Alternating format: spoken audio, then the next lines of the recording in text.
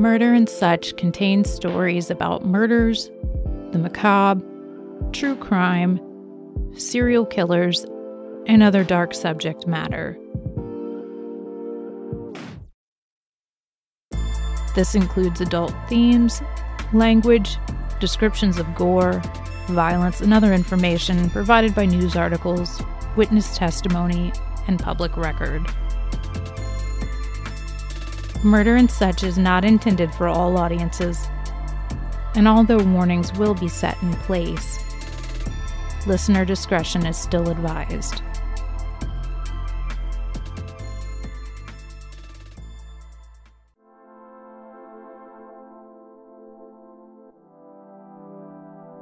Welcome back to another episode of Murder and Such. I am your host, Hunter, as always. But before I jump into this episode, I just want to give a little bit of an update on a case that I had just covered. In episodes 51 and 52, I took a dive into the meth kingpin and murderer known as Dustin Lee Honkin.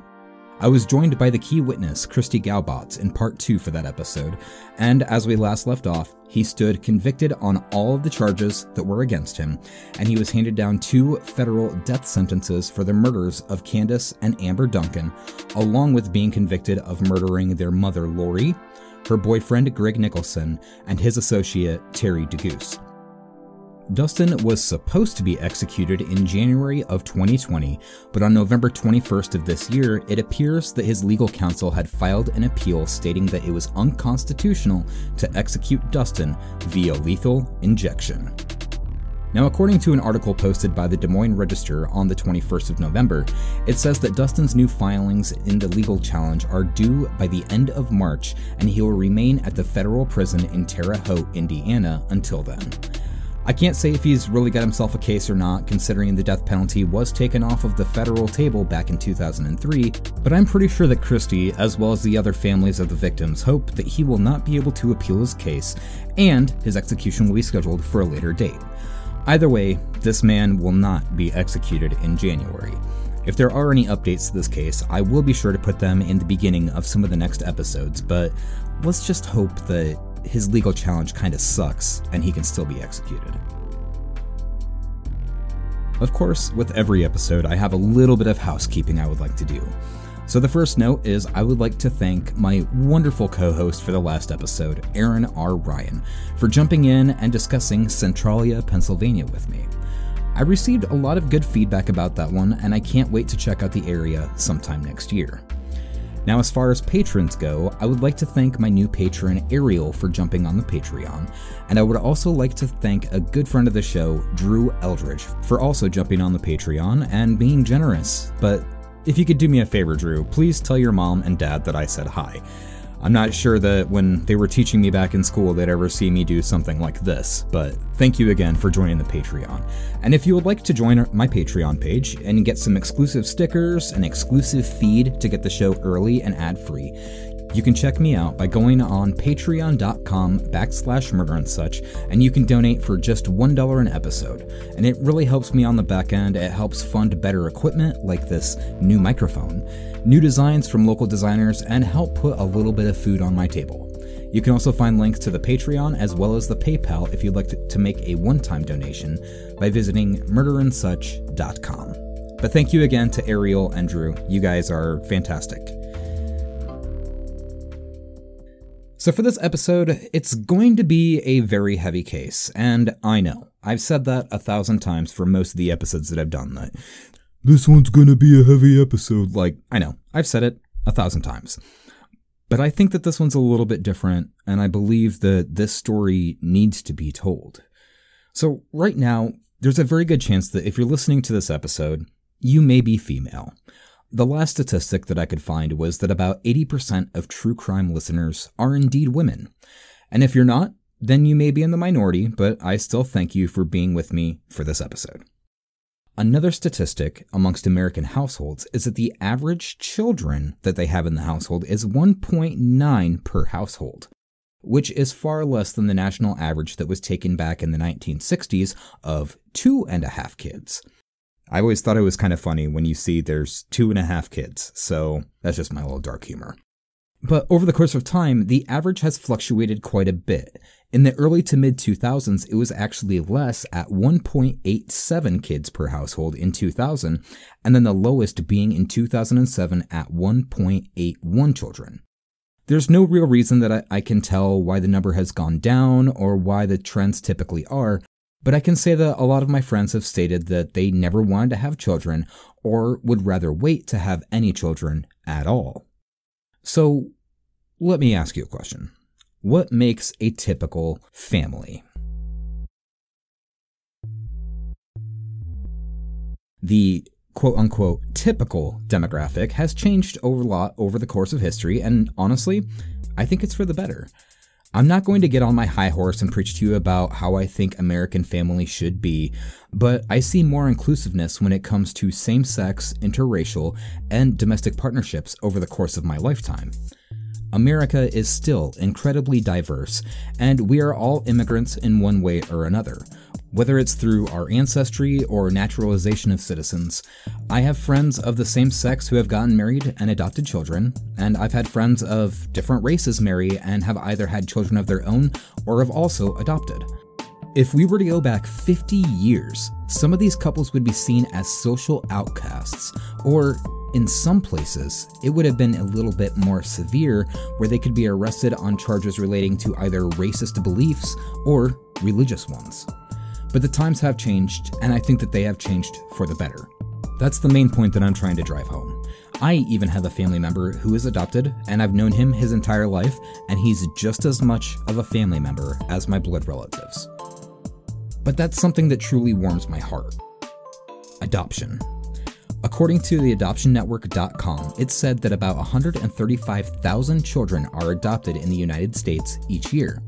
Of them, 62% were adopted within a month of their birth. And of those 135,000, approximately 59% are adopted from the child welfare or foster care systems, about 26% are adopted from other countries, and roughly 15% are voluntarily relinquished babies from American citizens. That's 135,000 children who are placed into a home with a family that wants to house, feed, provide for, and love a child.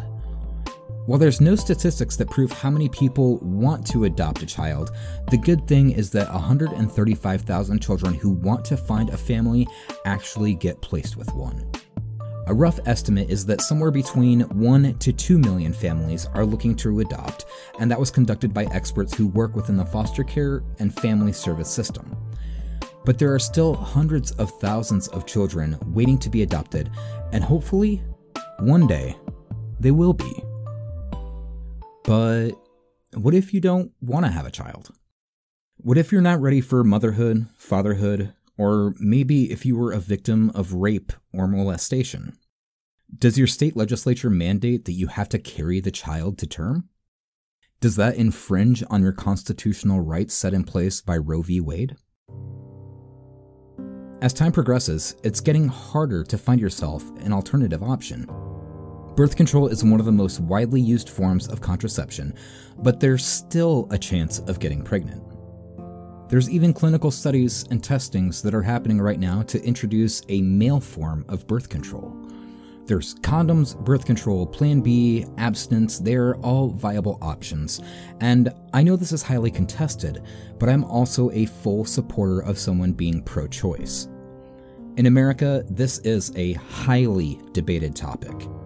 When does life begin? At conception or after birth? I will never tell a woman what she can and can't do with her body, and personally, I will never be able to carry a child. So the toll that childbirth takes on someone's body is something that I'm not going to act like I know what it's like. The typical arguments that you hear about, like, what's the man say about this? Well, personally, I stand firmly on the thought process that if a man and woman were together, and the guy wanted to have the child but the woman doesn't, chances are the man isn't going to be with that woman much longer as it is. It could be somewhat traumatic, and it could very well just wreck everything for him. But I still think that it's a woman's choice. Now, another argument is, why don't you give it up for adoption? Well, To that, I say, how many of the 135,000 children each year have you adopted? None? Okay, boomer. I will never not fight for a woman's right to choose. That is not in my wheelhouse, and it's not my choice at all in any way, shape, or form. But not everything is so cut and dry or black and white. What can or has happened after a mother gives birth to a child? Not everything is always sunshine and rainbows. In the Hallmark greeting card depiction of childbirth, you have a new mother lying in the hospital, holding her brand new baby, just absolutely filled with love, excitement, and everything that being a new parent entails. Then, after the child is stable, comfortable, and the mother has recovered some, they are sent home to begin the rest of their lives together, sharing one of the strongest bonds that one could ever imagine. But as I said, not everything is so black and white. Of course, there's complications sometimes, such as premature birth, umbilical complications, premature water breakage, perinatal asphyxia, or even blood loss can lead to major complications, including the loss of a child, the mother, or sometimes both. Plus, there's nutrition. Did the mother sufficiently provide for the baby? Was the mother caught in moments of peril or stress that could also affect the baby? What was her home life like? Is her spouse or partner supportive? Is the mother using any kind of illicit or illegal drugs? All of these can have an effect on the growth and delivery of a child. And over the years, I've had friends who have lost children from complications, and honestly, it's one of the hardest things to witness. Because although I mentioned how a mother and child can have an inseparable bond after birth, but in the 9 months that a woman carries a child, a bond also forms before the baby is born. But let's fast forward.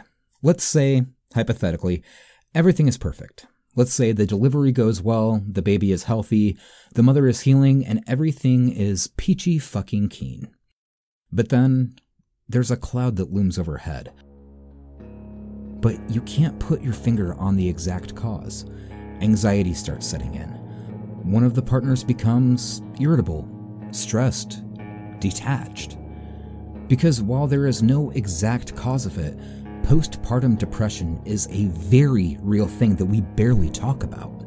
The symptoms can include extreme sadness, anxiety, irregular sleeping patterns, irritability, unexplained crying, low energy, and even eating irregularities.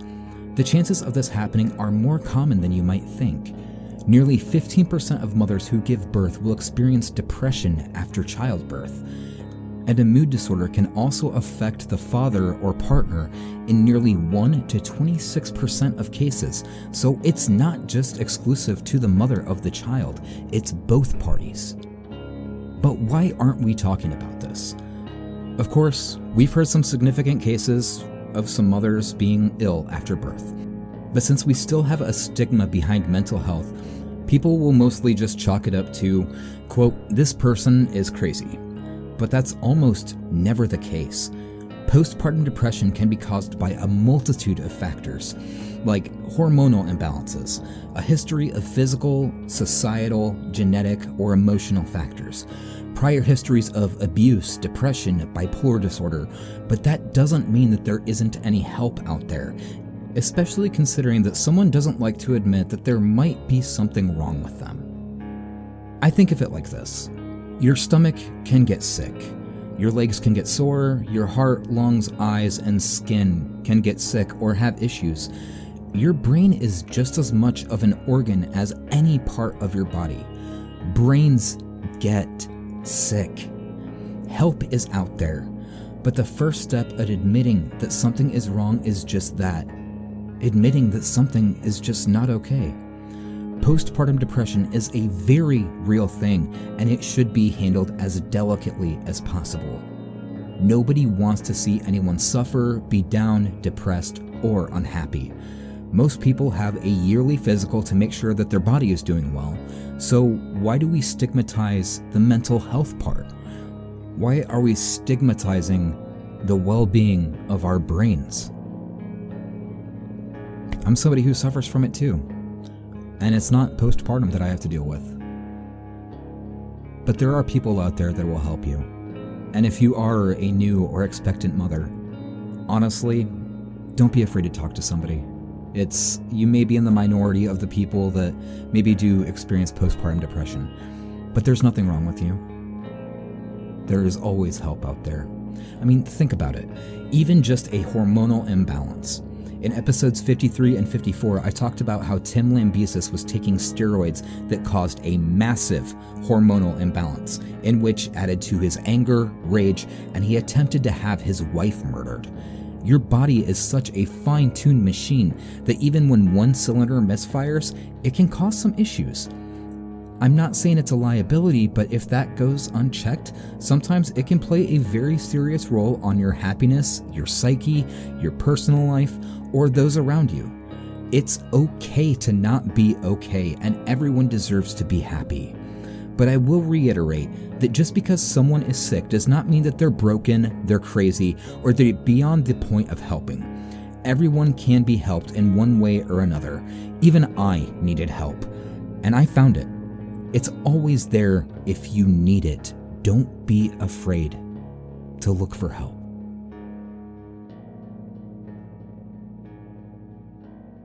Now, I've gone on for a while now about parenthood. I personally am not a parent.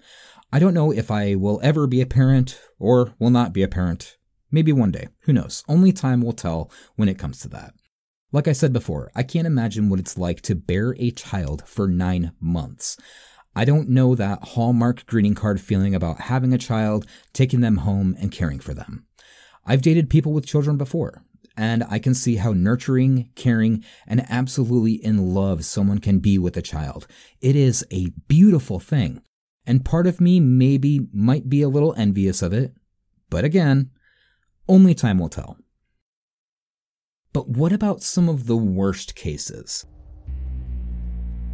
This isn't necessarily postpartum, but we all know the story about Casey Anthony. If you don't know about this case, you should really look into it. It's pretty fucking infamous. But we all know how she left her daughter with a babysitter, but then they found the smell of rot coming from her Pontiac Sunfire, and how Zanny the nanny barely even existed, and how she, in my opinion, got away with murder, kind of like O.J. Simpson. Such a vile and disgusting act. Whether you're pro-life or pro-choice, we all know the story about her and what I think should have happened to her. But what about Andrea Yates? If you're not familiar with the story, Andrea Yates suffered from an extremely severe case of postpartum psychosis and schizophrenia, in which led to her drowning her 5 children in a bathtub in 2001 in Houston, Texas, because God had told her to do so. She was convicted on capital murder, but due to her mental state at the time of the murders, she was later retried for the charges and found not guilty by reason of insanity. But it begs the question, what would have happened if she got the mental health treatment that she needed? If she got the professional assistance that could have helped save her? Not only that, but would Noah, John, Paul, Luke, and her youngest Mary all still be alive today? Would Andrea be behind bars? That's always the scariest question to ask is, what if? And when it comes to mental health, what if should never be a question that anybody has to ask. I know I talk a lot about mental health, but it's just so near and dear to me because I've been there. Not in this specific way, but I've been there. I've been at my wit's end. And mental health treatment helped me. And if you need the help out there, hopefully you can find it because nobody is past the point of saving. But as always, I thank you for being here with me. My name is Hunter, and you're listening to Murder and Such. And this is episode 56. Megan Huntsman.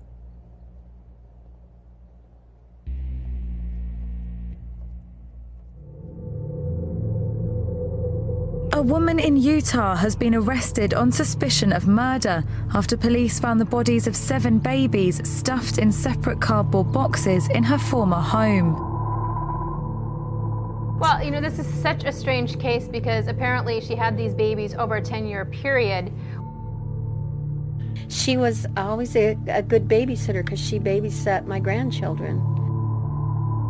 And apparently no one, from the other children to her husband to the neighbors, ever knew she was pregnant, or at least said they knew she was pregnant.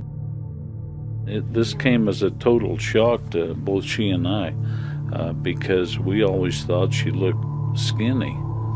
We never saw any evidence of pregnancies. The remains were found inside this home in Pleasant Grove, Utah, a small city just north of Provo. Huntsman moved out of the house in 2011. It belongs to the family of her estranged husband. Police say Huntsman's ex-husband, Darren West, found one of the babies when he went to get some of his belongings out of the garage. The 39-year-old was booked into the Utah County Jail. Police say they searched her current home as well, but they didn't find anything noteworthy there. Earlier in the week, Huntsman was formally charged with 6 counts of murder. Huntsman is currently being held on a $6 million bail. Prosecutors haven't publicly stated any motive.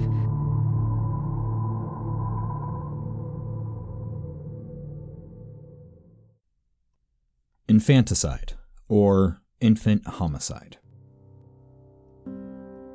is the intentional killing of infants, most of them occurring within a year of birth. Going back to what I said before, the bond between a mother and their baby is one that I can only imagine. It's not always the case though, and infanticide is more common with mothers than it is with the fathers or the partner.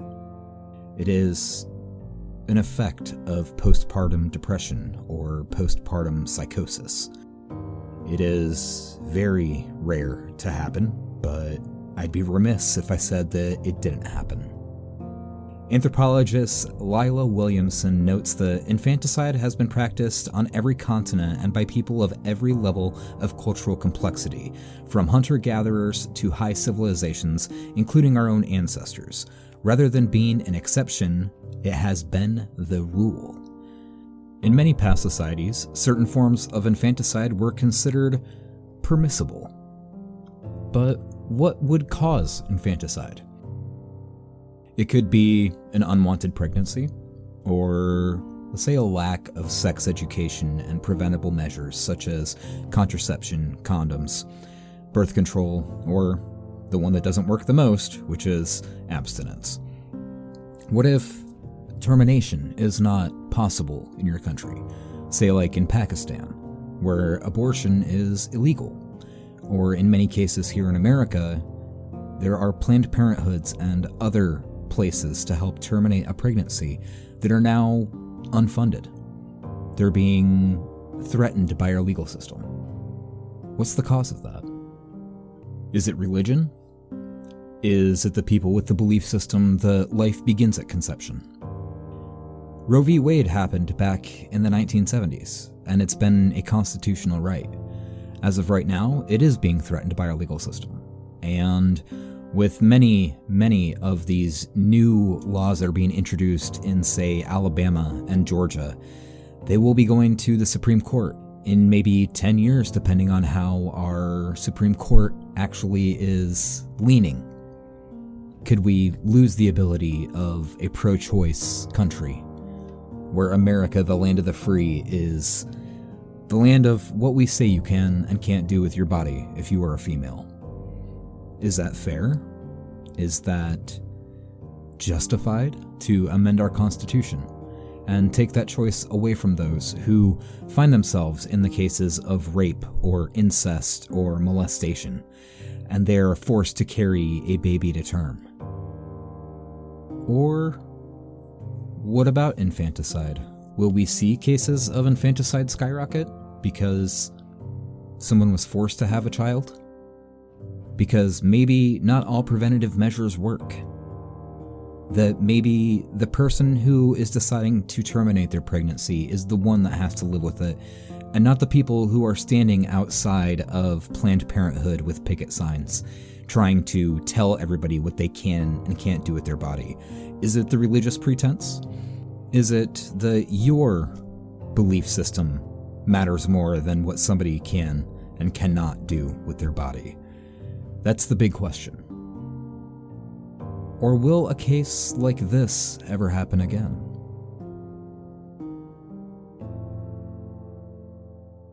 This case comes out of Utah, which is otherwise known as Mormon country because it is the largest demographic of the Mormon religion in the United States. And I wanted to do this case because I believe that it's the perfect storm of events, but it has a very grisly outcome. This is one of the largest cases of infanticide that I have ever found, and I hope that I can do this one with the utmost respect. So if you're listening to this episode and you are a mother or father or the guardian of a child, I am warning you right now, even from listening to the intro, this one is very grisly, it's very dark, and it's very sad. But here's the case. Megan Huntsman was born in early 1975, and as her mother had said, she had always been known as kind of being pretty secretive. She didn't like to give out too much personal information, but she didn't always seem like she was keeping, the darkest of secrets. Well, just a little bit quiet, and there's nothing wrong with that by any means. But with her mindset of keeping things to herself, she eventually did keep a secret from her friends and family. And that secret was that when she was in high school, she found herself pregnant. And considering the stigma with mental health back at the time, Megan was depressed but afraid to reach out to anyone considering the circumstances. At roughly the age of 18, she had decided to move out, much like most 18-year-olds at the time, and had moved in with and married her husband, Darren West. Let's just say that her relationship was pretty rocky between her and Darren. It was said by her mother that, quote, she never found herself the strength to stand up for herself, end quote. She was small, meek, very quiet, and it's not hard for someone of her size and stature being intimidated by her husband. Let's also take into consideration that she was only 18 when she was pregnant and ended up giving birth to her first daughter in 1993. But although she was a mother, 18 is still very young to be thrown into the world of motherhood and marriage. According to the national average of pregnancies, the rough estimate is that most people will have children between the ages of 25 and their early 30s. That, of course, has also changed over time. We all remember teen mom and not being able to sound like I'm not trying to sound like a total prick about that, but even as a teen, a lot of people don't quite have their lives figured out by that point. Most people are either in college or just out of high school with little to no full-time job or career, and I know I've said this on the show before, but your brain isn't fully developed until the age of 25, which that is a statistical fact. So with her being 18, I couldn't say for sure if she was ready for it, but she had progressed through her rocky marriage with Darren and had her first daughter and continued their life together. Now, this puts us well into the 90s. Considering sex education is still a thing that needs to be taken very seriously these days, back in the 90s, sex education was much more taboo. One might consider that since first pregnancy was unexpected, they might have been a little bit more cautious when it comes to their sexual encounters and maybe would have used some preventative measures. But unfortunately, this was not the case. Darren and Megan find themselves pregnant yet again, and their next daughter was born in 1995. This only puts Megan at roughly about 20 years old when she gave birth a second time. Now, the bond between a mother and their child, like I said, is something that one can only imagine. A child is essentially half of the maternal side and half of the paternal side. There is nearly half of you inside of a child, and the maternal instincts can be one of the most powerful feelings that any person could ever have. But what if that was inhibited? I couldn't find an exact term of this, but what if the mother had become detached from their child? where emotionally, the mother didn't care for the child anymore. As strong as a mother's bond with their child may be, there is still the possibility of postpartum disorders. Again, this isn't indicative of all pregnancies or mothers, but it's something that needs to be discussed. Let me start off by saying that Megan and Darren's first and second daughters are still alive to this day, and thank Christ for that. But there is a chance that some mothers and fathers will become emotionally detached from their newborn, that they genuinely start to possibly even hate their child. What can cause this? According to the website babygaga.com, I found a multitude of reasons. With that being said, in stark contrast to the Hallmark green card family, raising a baby can honestly be a living hell. I'm not saying everyone's experienced it, but with everything in life, there are definitely ups and downs. Everyone expects the parents to bask in the glory of having a newborn baby, but what happens when your child cries for no reason and you can't figure it out? It could be the baby having an allergy to what kind of fabric softener you use, but a baby can't communicate that effectively.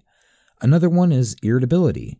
Have you ever tossed and turned all Sunday night, and then when you have to get up and go to work in the morning on Monday, you want to throat punch the first motherfucker that crosses your path? A child can keep you up at night. It's not the baby's fault, but that's something that happens with a newborn.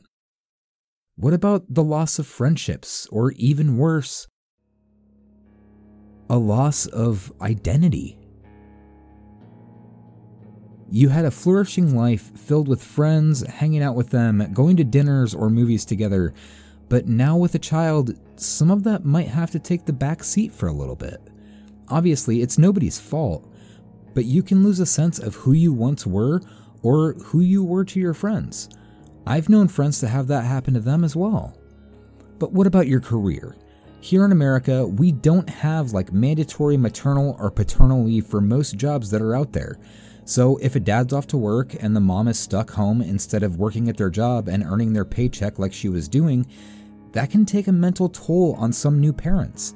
For that job that she held for a long period of time, it almost seems like her new job is just to be a mother, which can be rewarding, don't get me wrong, but it's a very different change of pace. That also leads me to the toll that it can take on the mother and father. Whether it's from a lack of sleep, constant anxiety about what kind of formula to use, or whether to breastfeed, or if it's the goddamn fucking Snuggles fabric softener is the reason that the baby is crying at night, or hell, even just waking up constantly, it takes a really hard toll on a body. It's said that with mothers, it can cause weight problems, fatigue, or even some brain fog.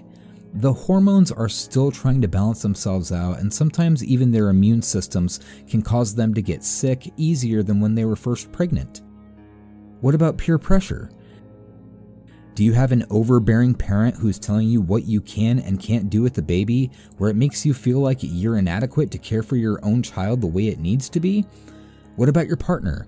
Is your husband mansplaining to you about what you should and shouldn't be doing? It's fucking tiresome. And sometimes people don't respect the fact that, quote, mother knows best. What about trauma? Giving birth takes a massive physiological toll on your body. You went from carrying this human in your uterus for 9 months to not at all. Your body doesn't act the way it's supposed to, or honestly, it might not look the way that it used to. This can play into a mental state as well. I've seen my friends who are mothers say that after pregnancy, every time they sneeze, they might pee a little bit.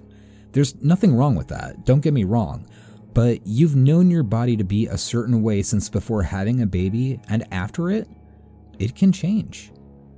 Oh, if you don't mind me, allow me to reiterate that yes, all women are 10s, whether you've had a baby or not, so don't think that anybody's discouraging you over your body. But what if the trauma was so bad that the mother learns to detest her new child? It may seem extreme, but it does happen. It needs to be talked about, and that's nothing that the mother has done, but sometimes it is a side effect.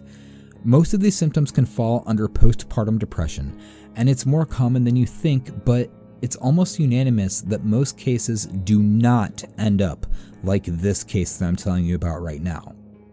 But it's worth mentioning that these things do happen, and not everything is a Hallmark greeting card scenario. But with a combination of mental health services, possible medication, and therapy, a mother who finds herself in any of these situations that I described can get help that they need to overcome their hardships, including the hardships that their partner might experience as well. You are not a lost cause. You are not incapable of getting help. But the first step it takes is to self-reflect and say, this is not okay, and I want to be better. For that, I will inform you of the Postpartum Support International Helpline. I'll have you know that this foundation was actually established after the trial of Andrea Yates, which I mentioned in the beginning of this episode. They have done wonders for mothers and partners of newborns and children. When visiting their website, it says right on the front page, "We are glad you are here. We want you to know you are not alone and you are not to blame. Help is available. You will get better." That's pretty powerful to me. So if you need it, the website is postpartum.net, and you can call or text their helpline at 1-800-944-4773. They have emergency services if you need, and no matter what you may be feeling, I guarantee that they have help for you or someone that you love. So please pass that information around if you need to. You are worth it. But getting back to it, in Megan's case, she found herself stuck between a lot of rocks and hard places from here on out that not only denies the correlation between the love of a mother and a child, but it takes one of the darkest turns that I've seen happen in this country. Megan had herself an issue, though. After the birth of her second daughter, Megan got herself involved with something that her husband started doing shortly after they had their first daughter, and Megan started doing after the birth of her second daughter. They found themselves using methamphetamine. As I touched on with the Dustin Honkin case, these symptoms and side effects of meth can include depression, anxiety, increased talkativeness, insomnia, aggression, hallucinations, delusions, agitation, decreased appetite, malnutrition, cardiac arrhythmia, and paranoia. Meth is fucking horrible. We all know that. I mean, hell, if you've ever watched the show Breaking Bad, you know how Tucker in the front yard with a shovel acted when he was hooked on meth. But one other thing that's known to happen amongst meth users is an increase in sexual appetite. This is something that was most definitely happening with Darren and Megan. According to therecovervillage.com, it said that 19,000 expectant mothers are meth users, and the number continues to rise on a yearly basis. Considering meth can cause a decrease in appetite, the baby could very well not receive enough nourishment to fully sustain the pregnancy and survive full term. The high blood pressure that a meth user can experience will also lead to kidney damage, stroke, or heart problems. Another is known as eclampsia, which causes your blood pressure to skyrocket, and considering that the body is working for two beings and not just one, it can lead to heart failure or even death for both the mother and the child. An abrupt end placenta can happen in roughly 10% of maternal meth users, which can cause a massive amount of hemorrhaging, which eventually could lead to death. But what can happen to a baby if it survives? A baby that is in the womb of a meth user can experience what is called a prenatal methamphetamine exposure. Now, this can lead to DNA damage, mental health problems, physical and heart defects, or even death. Even a newborn child might get through exposure treatment, but they can still face issues such as reduced fine motor skills, hyperactivity, aggressive outbursts, or cognitive learning disabilities. But that's not to say that a child who's exposed to methamphetamine is a lost cause. The times have changed so much where babies have been put up for adoption, and even considering their exposure, they still can go on to live a long and happy life. So it goes without saying that meth is a very, very strong drug and can make some real hell for a mother and child, not to mention the people around them. But as always, there is help out there. I'm going to throw a lot of help out there just in case you know of somebody who might need this help. So the Recovery Village has a phone number that you can call and get help in your local area. If you know of somebody who might be experiencing any sort of substance abuse problems, or even if it's you yourself, I beg of you to find help for them. The Recovery Village phone number is 1-877-934-9059, anytime, day or night, 24/7. They are trained professionals and want you to have the best life possible. If you are pregnant, it's worth it to you and your child to live a better life and the rest of your life with your baby. So, getting back into this case. This is where it starts getting really dark. Considering both Darren and Megan are using meth, and with the increase in sexual activity, Megan finds herself pregnant again with her third child in 1996. As I stated previously, Megan had always kind of kept things sort of a secret. Somehow, she managed to keep this child a secret from Darren and her entire family.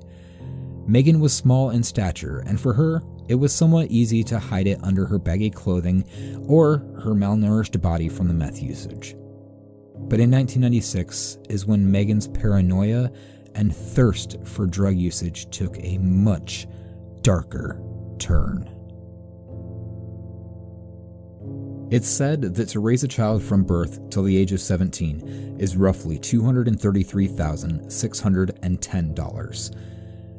Back in the day, about 50 years ago, it was much more feasible considering that people were making a living wage. But inflation has stagnated our income, and it gets harder and harder to have a child each year. I'm not going to get into the medical costs of giving birth. It's just fucked up here in America. But I'm also not going to get into politics though, so I'll spare you that. But here is where it's going to get very dark. So you've been warned. This involves the murder of a newborn. Back in 1996, when Megan was still addicted to meth, and she was weighing her options of whether she could provide for another child or whether she could continue using meth. Unfortunately for the child, she chose the latter. Also taken into consideration, nobody knew that Megan was pregnant at the time, and she carried this baby to full term. Now, the dates are a little sparse, considering this went on for nearly 18 years until they found out. But as the first child was born, Megan got into the bathtub of her and Darren's house and had given birth. How she kept the screams and crying to a minimum is completely beyond me. When in the bathtub, not 2 minutes after the baby was born, Megan collected her composure, reached down in a haze of addiction, confusion, desperation, and panic, and placed her thumbs around the baby's throat and proceeded to asphyxiate her child until it was no longer breathing. That, of course, was the first one. At this time, Megan was lost in a cloud of confusion and terror, panicked, if you will. Her immediate idea was to hide the body and clean the evidence. She had looked into ways to preserve a body for some reason. That says something about her mental state at the moment in this time. Throughout my years of research, I have only found a few instances of somebody wanting to preserve a corpse rather than rid themselves of the evidence. Whether it's hiding a body in a lake or a river, incinerating, or burying a body, Megan didn't look at any of those as options. So she found herself looking somewhere between formaldehyde and iodine. She had placed the baby in a plastic bag after dousing the body in iodine, and then sealed the bag shut, wrapped it up in a t-shirt, then placed the body in a small cardboard box and left it in their garage.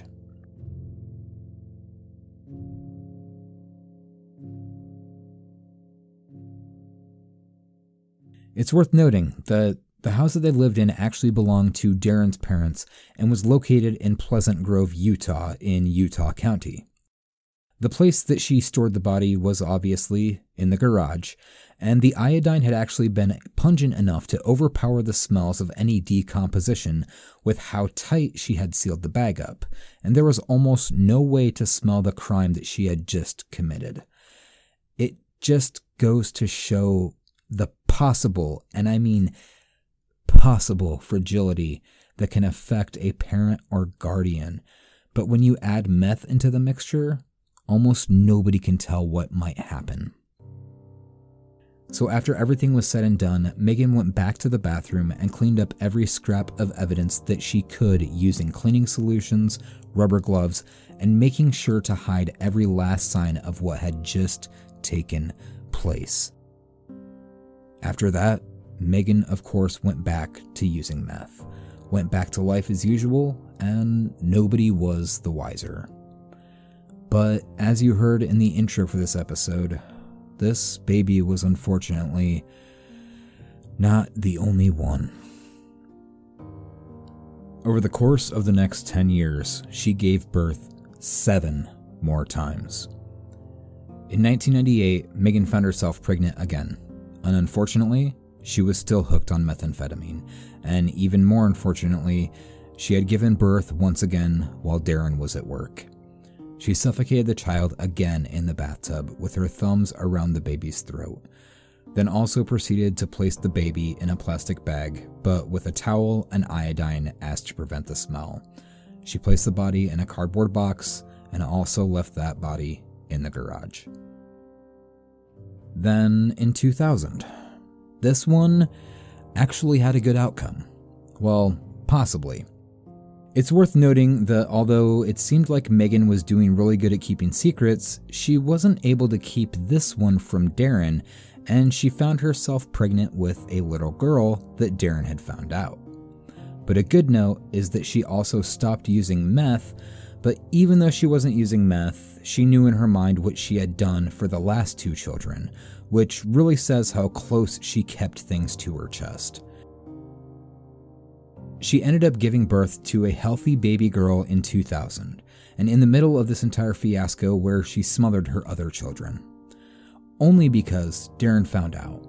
But I still think it's a good thing that they managed to have a daughter that actually survived, so that makes 3 surviving children. But as this story, as many times before, is not over.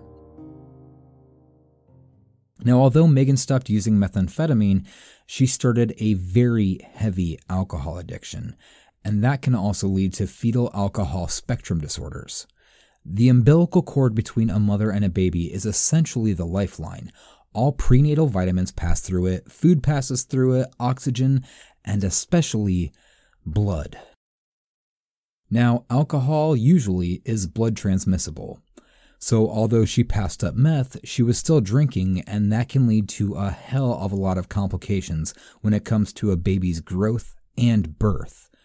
Fetal alcohol syndrome disorders can include abnormal facial features such as a smooth ridge between the nose and upper lip, small head size, low body weight, poor coordination, difficulty with attention, learning disabilities, low IQ or intellectual disabilities, heart, kidney and bone issues, vision and hearing problems, and also it can just lead to death. That's why most things warn you that you shouldn't use them if you're pregnant or nursing, because a lot of drugs can affect a baby's well-being and health. If you know someone who might be struggling with that, please look into the U.S. Department of Health and Human Services Substance Abuse and Mental Health Services website at samhsa.com, or you can call the phone number 1-800-662-4357. Or you can even contact your local healthcare provider because they can also give you all of the outlets you need to get help. But with Megan, the next year that comes is 2001. Megan found herself pregnant again, and unfortunately, the child faced the consequences of the same ones that happened back in 1996 and 1998. So that brings us to 3 babies being killed. and it happens again. In 2003, then in 2004, and in 2005, Megan killed another child, but had stated that she used a hair tie and fastened it around the baby's neck, quote, just to be sure. All of these children had the same treatment, sealed shut in a plastic bag with iodine or other chemicals, wrapped in a towel or a t-shirt, and placed into a cardboard box in the garage. Now, the dynamic between Darren and Megan changes quite a bit. Darren actually worked for an excavating company in Utah, but his side hustle was meth. In late 2004, Darren had gotten himself in trouble with the law, considering they found him to have the chemicals that were used for the manufacturing of methamphetamine, and in 2005, he pled guilty to federal drug charges. At his sentencing in August of 2006, the judge had handed him down 9 years behind bars, with little to no possibility of parole. So now, Megan was alone with her 3 daughters and still residing in the house that Darren's parents had actually owned. But her issues weren't over yet. Although Darren was in prison, before heading off, he left another present inside of Megan. She was pregnant once again, but Darren still didn't know about it. Now, I don't know how to properly articulate this one, but it's not as bad as it had been with her prior children. But in late 2006, while Megan was heavily addicted to alcohol, she ended up having a stillbirth.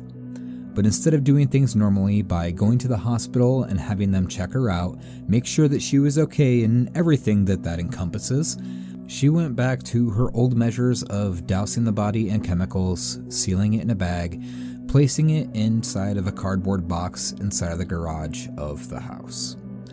This, and I say this loosely, fortunately, would be the end of her spree. 10 fucking years of killing her children and living under the same roof of those corpses. Now, throughout her time of living in the neighborhood, she had kept on with a couple of jobs and ultimately found herself a new partner, considering that Darren was sitting in a federal jail in California. She also worked a little bit as a babysitter to some of the neighborhood kids in the area, but nobody had noticed her pregnancies either.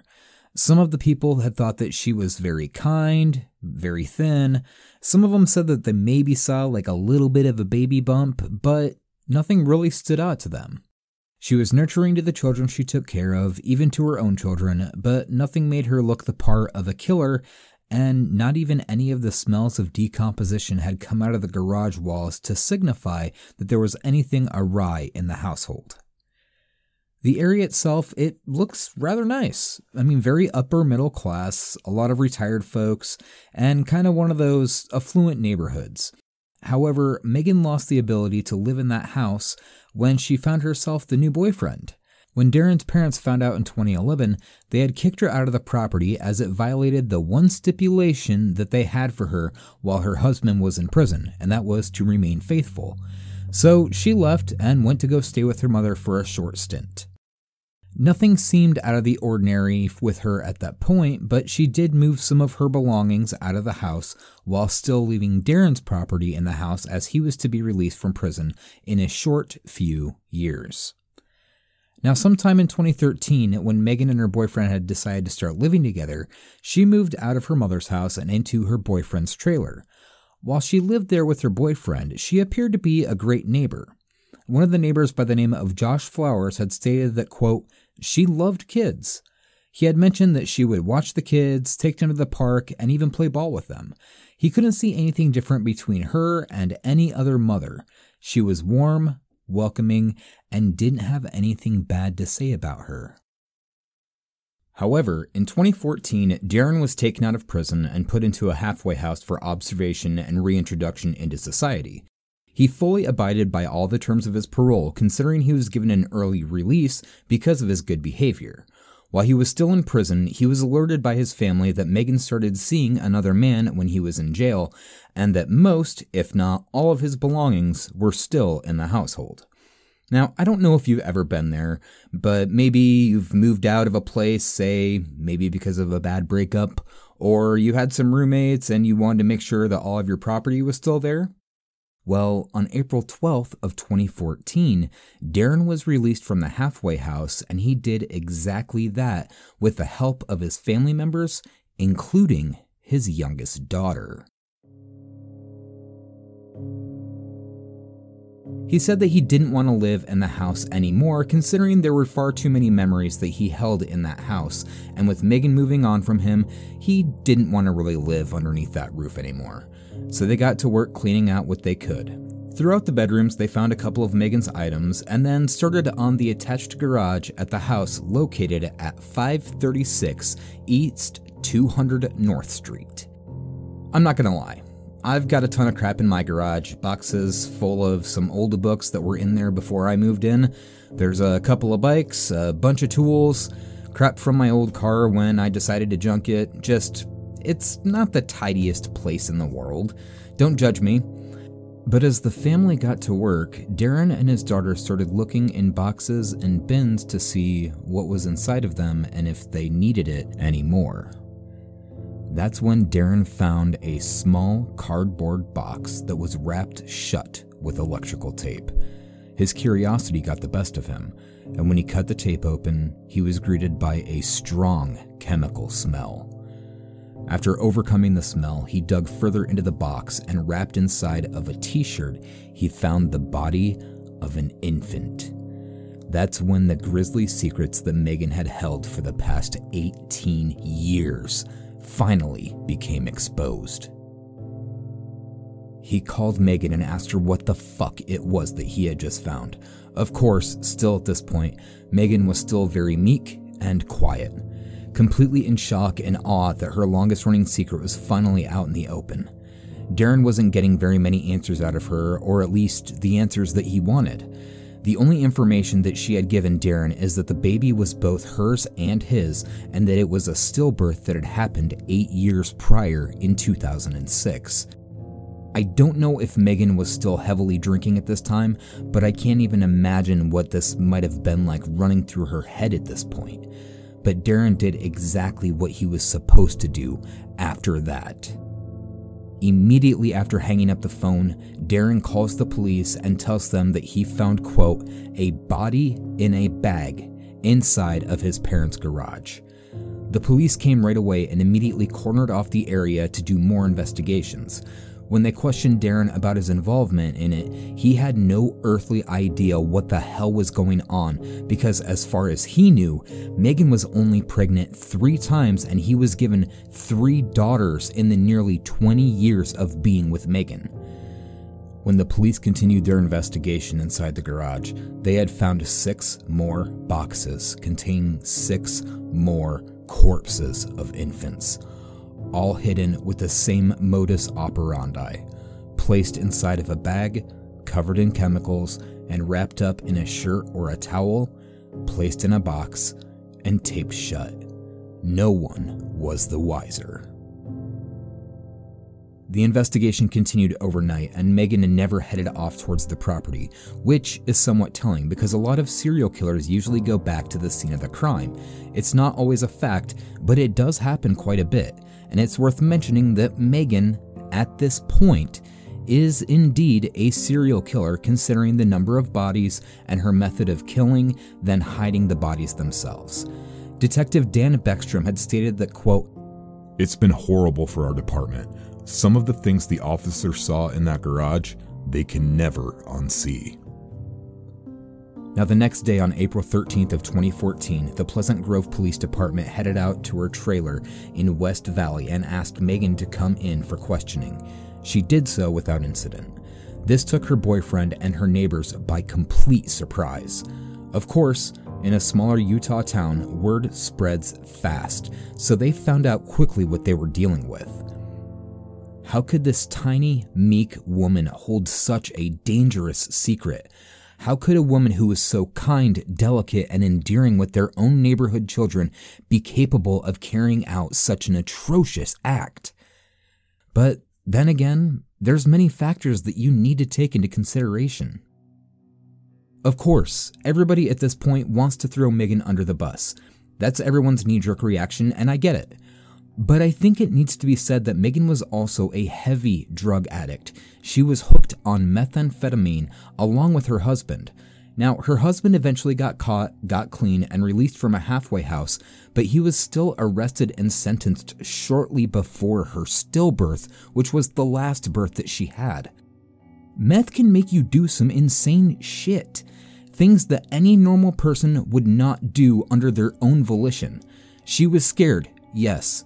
She was shy, yes. Does her addiction mean that she shouldn't face the consequences of her actions? I don't think so. I can't say exactly what was running through her mind or even gave her the mental composition to carry out not one, not two, but 6 and possibly 7 murders if the last one was actually a stillbirth. But then to imagine hiding the bodies and leaving them behind in a house that you used to live in? Most people, when they see a box taped shut with electrical tape, they most likely will open it up and find out what's inside. But do I have at least a little bit of sympathy for her? I hate to say it, but I do. I don't justify her actions, but she was scared, and she was an addict. There could have also been a litany of postpartum issues as well. Could she have had gotten help for her addiction and possible mental health issues? Absolutely. But the stigma is still there, and with how Megan had always been so quiet and shy, I can maybe see a reason why she never saw any of these outlets. I'm not sympathizing for her, but I just hope that if another expectant mother or father finds themselves in the same situations, that they have the willpower and outlets to get themselves help that they need before they find themselves on the other side of the law like Megan did. It's truly a heart-wrenching story. It's horrific and terrifying, and it kind of makes you wonder, what would you do in those situations? And it's easy for anybody to point the finger and go, I wouldn't have done that. But like I said, this is the perfect storm of some of the most horrible and atrocious things that can happen to a very small and meek person. And I'd be remiss if I didn't say that, she's probably not the only person to ever do this and will maybe never be the last person. I hope not.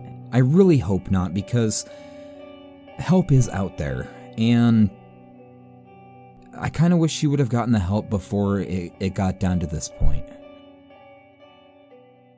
But anyways, the police took Megan in for questioning. Some might say that it was a little bit of a relief in some aspects, but when she was brought in, she fully cooperated with the investigators about what she had done over that span of 10 years. They had kept her on suspicion of murder charges, and when she was arraigned in court a few days later, she was handed down 6 counts of murder and held on $6 million bond, $1 million for each of the 6 charges. For a while there, Darren's parents didn't even trust Megan at all, even before Darren had gone to prison. They stated that they thought that maybe the children weren't Darren's kids at all, and maybe she could have been working as a prostitute, which would add more to the motive of why she would want to kill the babies. However, after extensive DNA analysis, they had found that all 7 of the babies actually did belong to Darren. Now, I can't imagine what that must have felt like to be Darren in that situation. It's one thing to be with someone, and for them to get pregnant and then decide to, maybe terminate or have an abortion. But what if you never knew about it? What if you never knew that you were pregnant and that you could have had 10 children instead of 3? It's definitely a very haunting mindset to be in, knowing that your children are buried in boxes under the same roof that you're living in. Anyways, so as time goes on, and with Megan's own testimony working against her, the case continually builds against Megan. She stood to serve 6 terms of 5 years to life in prison for the murder of her 6 children. Now, they couldn't correctly identify if the 7th was indeed a stillbirth or not, but when you've got 6 confirmed murder charges, I guess you can just maybe let go of the 7th one. In the investigator's own words, he had said this at the trial. She said that she had the baby, she would hold it for a short time. She says that none of the babies were alive more than a minute or two. And then she said that she used her thumbs and she described what she would just show me like this. Her next court appearance wouldn't take place until February 12th of 2015. Now, according to the Associated Press, Megan Huntsman entered the courtroom and stood in front of all of the charges stacked against her, and to each counts, 1 through 6, she pled guilty to murder. Her sentencing was set over a month later on April 20th of 2015. On the day of sentencing, she stood in front of the judge, in which they handed down 5 years to life on each count, 3 years to be served consecutively, and 3 years to be served concurrently. As it stands, Megan is currently serving 49 years consecutively before her first parole hearing, which will be in the year 2064. This will put Megan at roughly 89 years old. And in a statement obtained by KSL.com, Utah County Attorney Jeff Buman had said that, quote, "I don't think she'll ever be released. My guess is that she'll serve out the rest of her life." End quote. So as far as this goes, Megan is still currently alive and in prison.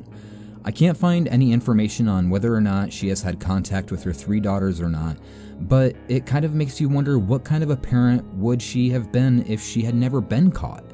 In my personal opinion, I think she made some of the worst mistakes imaginable. Murder is never okay. But that begs the question of, when does life begin? I honestly think that if a baby is born and then strangled, that is murder. But what about in the first, second, or third trimester of pregnancy? What are we doing for the mothers? Are they safe at home? Are they feeling okay? Are we calling them, inviting them out, keeping in touch, or coming over to hang out with them? Are we helping them keep their identity? Do we still have a stigma against mothers who may be suffering from any mental or physical ailments? What can we do and how can we help? Please don't forget that postpartum.net is a website that can help, and their phone number is 1-800-944-4773, which is available via phone call or text 24/7 in case you or someone that you may know needs the help. There is help out there if you need it, and there's nothing wrong with admitting that something is not okay. In Megan's case, it's very much a very rare case, but all mothers, fathers, and partners deserve love, compassion, and safety and support from all angles, including the child. So don't forget to call someone today and tell them that you're thinking about them. It's the least that you can do, and sometimes it just brightens somebody's day to get a phone call. It's unimaginable in the best way possible. But I'm going to get out of here, but if you'd like to help out with the show, get it early, ad-free, plus exclusive stickers, please consider checking out murderandsuch.com for the link to our Patreon, where you can help fund the show for just $1 an episode, or there's also a link to the PayPal if you'd like to make a one-time donation. But if you can, leave me a 5-star review on Apple Podcasts if you can. And if you'd like to, check out the show on Instagram, Twitter, and Facebook at Murder and Such. And you can also follow me on Instagram, Twitter, the PlayStation Network, and Snapchat at Huntor27.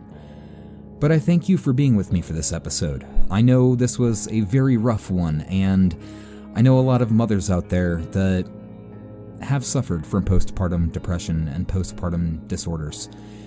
There's help out there. Don't be afraid to reach out for it. It's there just for that reason. Anyways, I'm gonna get out of here. But until then, I will talk to you soon. Take care.